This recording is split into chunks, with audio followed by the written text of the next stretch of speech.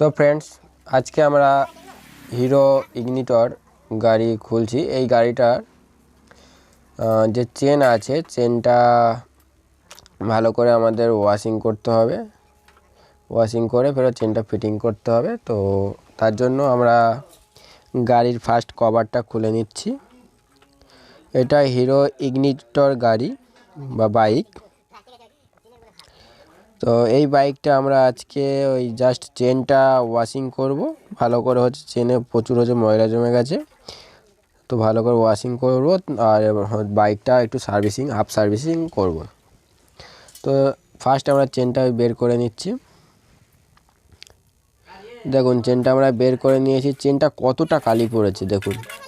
আমরা এটা ডিজেল দিয়ে চেনটাকে ওয়াশ করছি। চেনটা কতটা কালি পড়েছে শুধু সবাই লক্ষ্য করুন ভালো করে। তো এবারে আমরা চেনটা ভালো করে ডিজেল দিয়ে ওয়াশ করে নেওয়ার পরে আমরা কী করছি, এটা হাওয়া স্প্রে করে কালিগুলো সব বের করার চেষ্টা করছি। তো আমরা সফলও হয়েছি। কালিগুলো হাওয়া স্প্রে করতেও অনেক কালি বেরিয়ে গেছে। এবার আমরা ঝটপট চেনটাকে পরিয়ে দিচ্ছি বাইকে।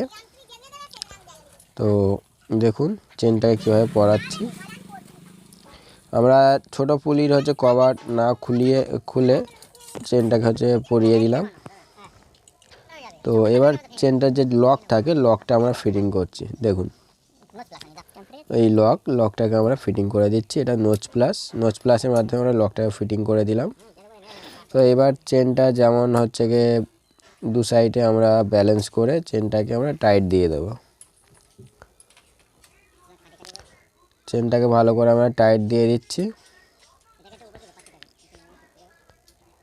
তো চেনটা টাইট দেওয়ার পরে চেনটাকে কি আমরা ফুল হাফ সার্ভিসিং করব। করে এটাকে ভালো করে আমরা গ্রিস করে দেবো, কারণ চেনটা ওয়াশিং করেছি। তো ওয়াশিং করলে আমাদের গ্রিস করতে হবে। আর চেনটা যখন ফিটিং করবে চাকাটা একটু ঘুরিয়ে দেখে নেবে, চাকা না যেন টলে। তো চাকাটা সমান আছে কি দেখে নেবেন ভালো করে চেনটা ফিটিং করার সময়। তো আমাদের চেন ফিটিং কমপ্লিট হয়ে গেছে। আমরা এবার বাইকটা ওয়াশিং করছি, মানে ধুয়ে নিচ্ছি ভালো করে। ঝটপট আমরা বাইকটা ধুয়ে নিচ্ছি। তো বাইক ধোয়া আমাদের ঝটপট হয়ে গেছে। এবার আমরা খুব তাড়াতাড়ি বাইকটা মুছে নিচ্ছি, কারণ যে দাদাটার বাইক, দাদার হাতে টাইম নেই। ওই জন্য ঝটপট মুছে নিয়ে আমরা বাইকটাকে তেল স্প্রে মেরে দিচ্ছি, যাতে বাইকটা একটু চকচক করে। তো আমরা খুব ভালো করে তেল স্প্রেটা খুব ভালো করে মারি, যাতে ইঞ্জিনের তেল স্প্রে খুব ভালো করে মারতে হয়।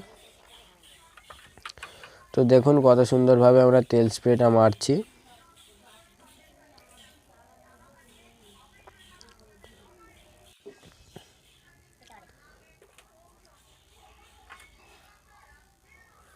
তো আমাদের তেল স্প্রেটা খুব যত্ন সহকারে মারা দরকার, বা মারছি দেখুন।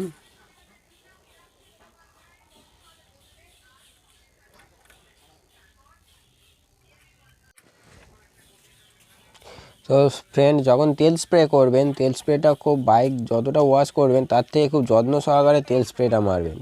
কারণ তেল স্প্রেটা বাইক টাইক ধুইলে ভিতরে গিয়ে ইঞ্জিনটা জং ধরে যাওয়ার চান্স থাকে। তো তেল স্প্রেটা খুব ভালোভাবে মারতে হবে, যাতে ভিতরে ইঞ্জিনের ভিতরটি যাতে ভালো করে তেল স্প্রেটা যায়, জংটা না যেন ধরে, ঠিক আছে।